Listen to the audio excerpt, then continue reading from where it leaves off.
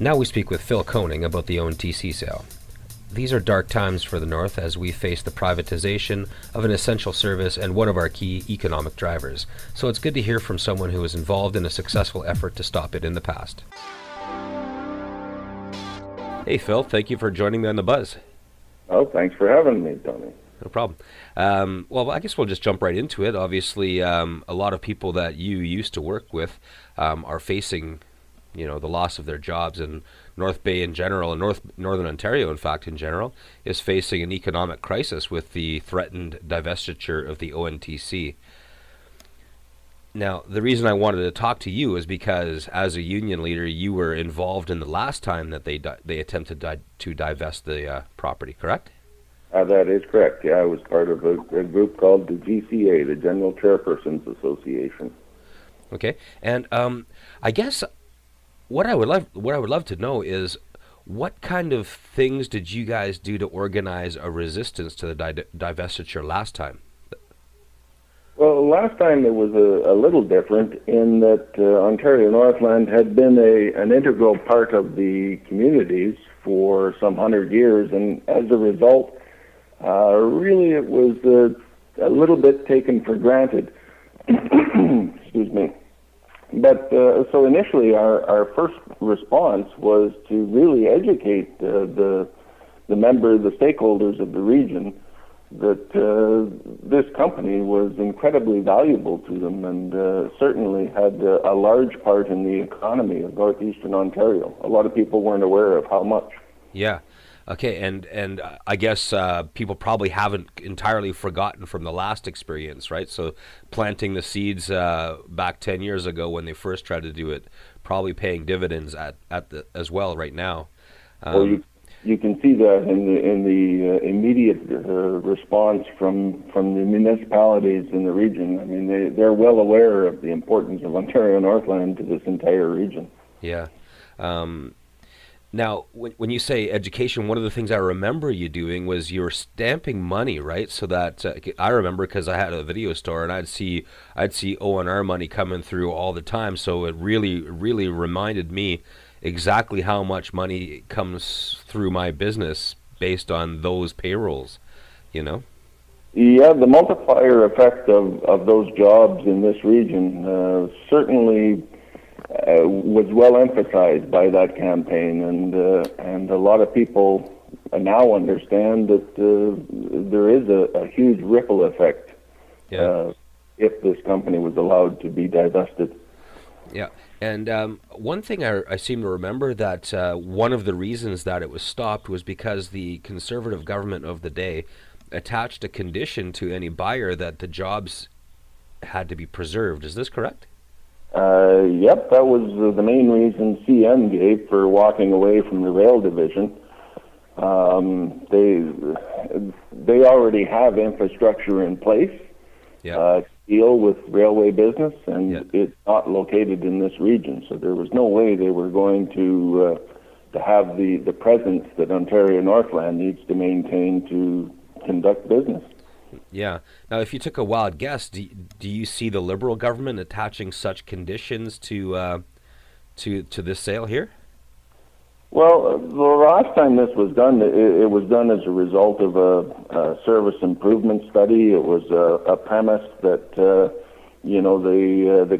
government of the day, the Conservatives, were trying to improve service provided by Ontario Northland. So there was a whole bunch of criteria that had to be met, one of which was maintaining jobs in the region. This time, it seems like there's no such plan, no such reason for it. It's just, in Mr. Bartolucci's words, they're looking to save money. Yeah. Now, because they've made this announcement, and it appears that they haven't really developed the parameters or the rules of the sale, so to speak. Is there any hope in engaging this government in some sort of productive discussion and hopefully making that a condition of the sale, which is to, making it a condition to maintain the jobs in the region? There's always a chance. I would hope that the Liberal government is still concerned about service in the region and economic development and all that good stuff that goes with being a government. But to this date, I haven't seen anything of it from them. They appear just to want to wash their hands of Ontario Northland, and it really begs the question why, because the savings that they're suggesting they're going to achieve are not based in reality at all. And now they've indicated that privatization is not something that should be done or taken lightly. They've agreed that any further privatization should be subject to a review. Well, if that's the case, why not Ontario Northland? What's different about this region? Yeah, so their behavior is absolutely bizarre, and I've heard a lot of, guesses as to what could possibly be motivating them. But if you were in charge of the resistance, what would you be doing now that you don't think you see enough of right now? Well, if anything. First of all, I wouldn't want to armchair quarterback the current leadership of the GCA. I think they're doing an excellent job. One of the things we did do back then was appeal to every individual Conservative PC member. And I would hope that they are reaching out to the Liberal caucus as well and trying to find out if every member supports this, or is this something that Mr. Bartolucci has convinced his colleagues is good for the region. Well, thanks for coming on the show, Phil, and it's great to have your input on this, and like the show we're really trying to stay on top of this issue and hopefully aid the cause in any way we can, just in terms of getting information out. Absolutely. A pleasure to be a part of it, Tony. Thanks for having me. Thanks, Phil. Have a good day. Thanks, you too. Bye-bye. Now, after I said goodbye to Phil, we kept talking, and he was saying some pretty interesting stuff. I managed to start recording in time to catch another pretty interesting idea. I could have talked to Phil for hours because he's such a wealth of information about the ONTC and the past efforts to stop the sale of it. So here we go again with some more Phil. One of Ontario Northland's mandates is to provide competition in the rail industry. If CN, which is the only likely buyer of the assets of Ontario Northland, and they'll get them at a bargain basement price, but if CN gets those assets and that rail line, all the shippers in the north will then be able to be held hostage by CN in terms of the rail access. When CN develops rates right now, they have to price in an Ontario Northland portion of the rail freight. So the portion from, say, Timmins for Extrata, or from Cap for Spruce Falls, or the Tembec power plant or paper plant, now include an O&R portion, and then it can go CP and or CN to destination. If CN owns it all, then they're going to be able to price that shipment at any rate they want. And there will be very, very limited options for those companies to ship their products out. They're going to be left uncompetitive, and they'll be at risk because they're marginal industries to begin with. Well, that's a great point, Phil. Do you think that the people that use the ONR could be mobilized to resist this? And then if Dalton McGuinty is not inclined to listen to organized labor, he's not inclined to listen to Northern Ontario mayors, and he's not inclined to listen to a whole bunch of people from part of the province that does not elect Liberals anymore, would he listen to business, do you think? Well, I'm telling you, the more people, the more avenues that speak their mind about this, the more pressure Mr. McGuinty gets put under.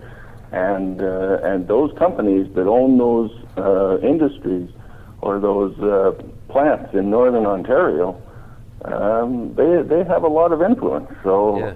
I think it's well worth appealing to those people if they haven't already been approached. Right. And make sure they still understand the full implications of what could happen here. Right. Now, last time, as part of your education campaign, did you approach those those business interests? Yeah, we certainly did. We had some good meetings with Xstrata and Noranda Mines, and we were able to show them that CN really is a master of media spin, if you will. Yeah. They were advertising a on-time percentage rate for their trains at 98%, and the train that the ONR was using to service those customers, the customers were saying, well, you know, if CN's advertising 98% on time, our product rarely gets to its destination on time. Therefore, ONR, you must be responsible. We were able to educate them to the point that we said, if you look at the fine print on what CN is saying, they're advertising a 98% on time, but only for their 100, 200, and 300 series trains. Right. Your traffic, Xstrata or Falcon Bridge or whoever, your traffic travels on a 400 series train. That train's not included in that statistic. Right. And here's the actual truth as to who's delaying your traffic and where it's occurring. And they were amazed to discover that their traffic was sitting in North Bay for days on end because CN wouldn't haul it. Yeah. So, These are awesome points, awesome ideas. It'd be interesting. I guess there's no way of really knowing exactly everything that the powers that be are doing in terms of resisting. But I think you just hit on a fantastic idea: is to bring the ONR's customers into this equation, because some mighty big companies you just named there as ONR customers that could definitely might get a return phone call from Dalton McGuinty, or he might pick up the phone to talk to them. well, I'm pretty sure the GCA has already been there, but yeah, I'm like I say, the more people that think about the implications of what the Liberals are proposing and voice their opinion, the more pressure the Liberals are under to do the right thing. Yeah, because it's not very bright business to start setting up uncompetitive monopolies all over the place, eh? Well, it sure doesn't lead to economic development for the province. Yeah. So, to me, it's a short-sighted policy. I haven't got a clue what their master plan is, and by virtue of the lack of detail, I don't think they even have a master plan, and that's scary.